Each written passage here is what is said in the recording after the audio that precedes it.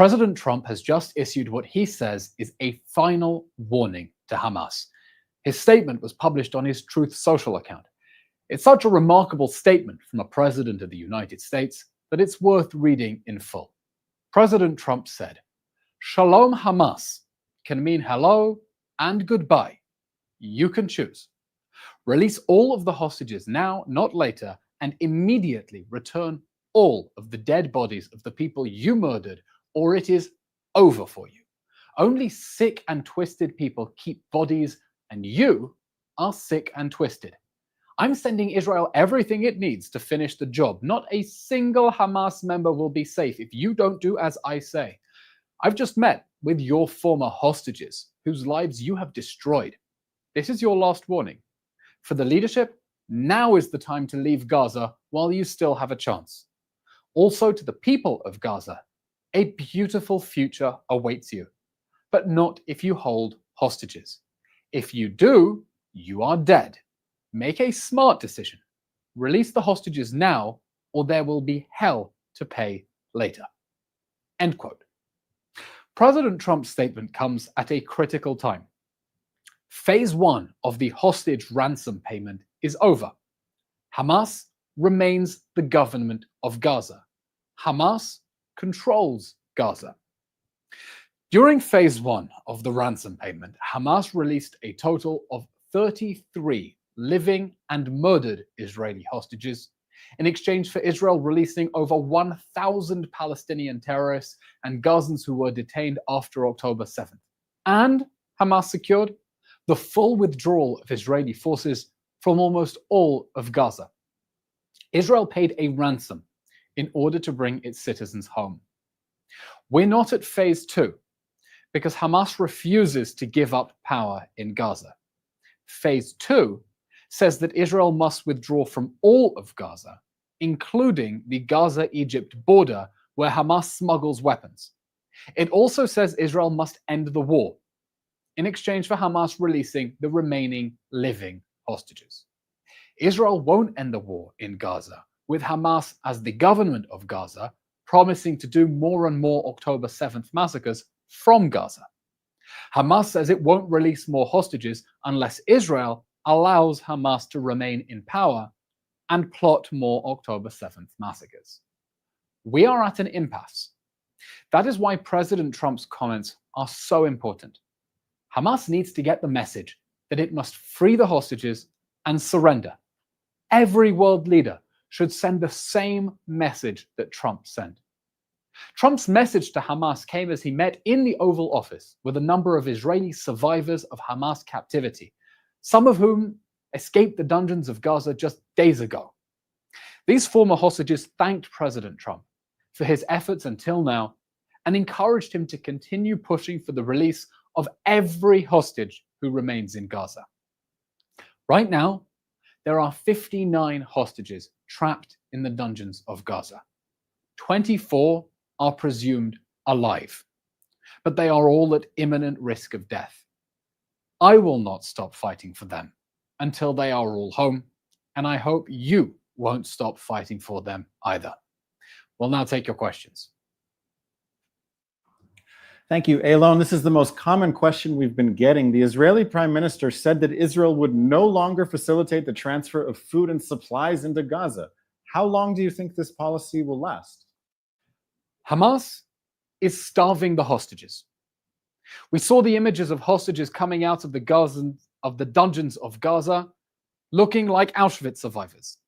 Hamas is starving the hostages, and anyone who cares about hunger in Gaza should care about that deliberate starvation. Now, for the last year and a half, this war has been dragging on because Israel has been inadvertently fueling the Hamas war machine. International aid is aiding Hamas. It is Hamas's main mechanism of refinancing its war. The Hamas government of Gaza takes food, it taxes it, it uses that money to pay the fighters who are starving the hostages, and maybe even the civilians who are holding hostages in their homes. Israel has no legal obligation to provide military assistance to the enemy. There is no country in the world that has ever transferred so many supplies into territory with which it is at war. Now, people will come and say, international law, the Geneva Conventions. I think international law matters. And what matters is what international law actually says, not some made-up slogan that someone supporting Hamas wants you to believe it. Under international law, parties to a war are obligated to allow the free passage of aid to civilians on the other side. But there's a big but. Subject to the condition that it's satisfied, that there are no serious reasons for fearing that the consignments may be diverted from their destination or may give definitive military advantage to the enemies. The international aid is giving a military advantage to Hamas because the Hamas government of Gaza is taxing it and using that money to starve the hostages and wage war on Israel. There is no risk of starvation inside Gaza. That's because over the last 6 weeks of the ransom payment, Israel has allowed over 25,000 trucks of aid into the Gaza Strip. And that means that Gaza is now well stocked for months ahead. The Hamas government of Gaza should stop starving the hostages and surrender. Our next question is from Instagram. There are reports that the United States is negotiating directly with Hamas about getting to phase 2. What is your reaction to these reports? I hope that Hamas gets the message, because clearly it's not getting the message while it's being mediated through the Qataris. It must give up power and free the hostages.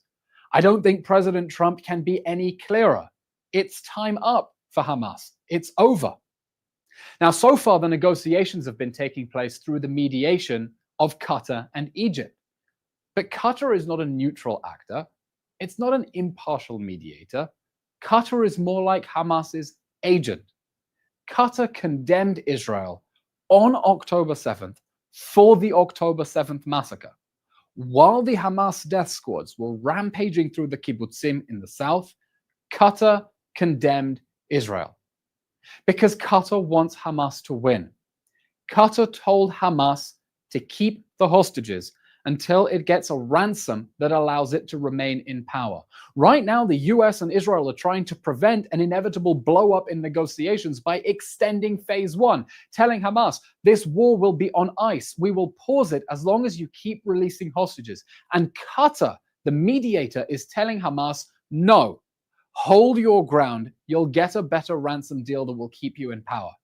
So if the US cuts out the middleman, goes straight to Hamas and tells it, time's up, it's over, release the hostages, or we're giving Israel what it needs to finish the job, I hope they get the message loud and clear, even in tunnels 30 meters underneath Gaza. We have time for one more question, and it is coming from what's going on in the United States. Are you following the situation at Barnard College with the protesters there and them handing out Hamas literature? What's your reaction to this situation? I think all sensible people can understand that the nutters have gone too far. It's one thing to express ordinary human concern and sympathy for the victims of a war on the other side of the world. It's another thing to wear terrorist chic and be actively protesting for an Islamist jihadi organization that wants to destroy Israel and hates America. The fact is, right now on campuses across the United States, Jewish students, the Gen Zionist warriors, are trying to restore normalcy so that everyone can study, so everyone can learn, so everyone can have a normal college experience and go to college to do whatever it is they went to college to do. And we have a radical, violent movement supporting some of the worst, most evil villains of the 21st century, disrupting studies for everyone and making life a misery for everyone, all in the name of one of the most regressive and repressive jihadi regimes on the planet. And I hope that now that people see that the nutters have gone too far, they see that this is a deranged and violent movement, and hopefully we will see sanctions coming from the US administration as well, the tide will turn as the good Jewish and Israeli students who've been fighting for everyone to just be able to study are able to turn around and say, see, we've been fighting for everyone to just get on and study at colleges, just like Israel is fighting for the rights of its citizens to get on with their ordinary lives. without having their lives upended by this jihadi mania. This is an emotional moment for me. Since the Israeli Citizens Spokesperson's office began operating in May 2024, at the height of the October 7th war, we have broadcast more than 200 live daily briefings from our social media platforms, not skipping a single workday. The production of these live briefings was an enormous operation that enabled us to reach audiences we never thought possible. The live format enabled us, me and my team of citizen spokespeople, to spread clear and compelling messages at lightning speed. As the October 7th war enters a new and uncertain phase, we are going to change the format of our daily briefings to something different, something that is more useful and accessible to our global community that is standing up and speaking up for Israel and the Jewish people. This new format is going to be a Substack publication. If you want to be part of our global spokes community, please sign up. The sign up link is in the YouTube description to this video and on all of the other social media platforms where you may be watching this. Go to the link right now and click it. You can also make a pledge to support our efforts. The Israeli Citizen Spokesperson's Office is an independent NGO. We are 100% private donor funded and depend on the generosity of people like you around the world, those who care enough about the future of the Jewish people to tune into these briefings, even if it's 8 a.m. on the East Coast. In addition to this Substack publication, our citizen spokespeople will be appearing regularly on TV news shows around the world. And we will share the clips that showed them making the case for Israel in the global media. The State of a Nation podcast will continue with 2 episodes a week. Thank you all for listening to our live daily briefings. And thank you to the team who have worked so hard to make this possible. To Ellie and to Eleanor, to Asher and to Thomas and to Lotem, to Daniel, to the other Daniel, to Jordana, to our amazing team of interns, to Shlomo, to Lihi, to everyone who was part of this team effort to get us through this moment. This was our last live daily briefing, but we're not going anywhere.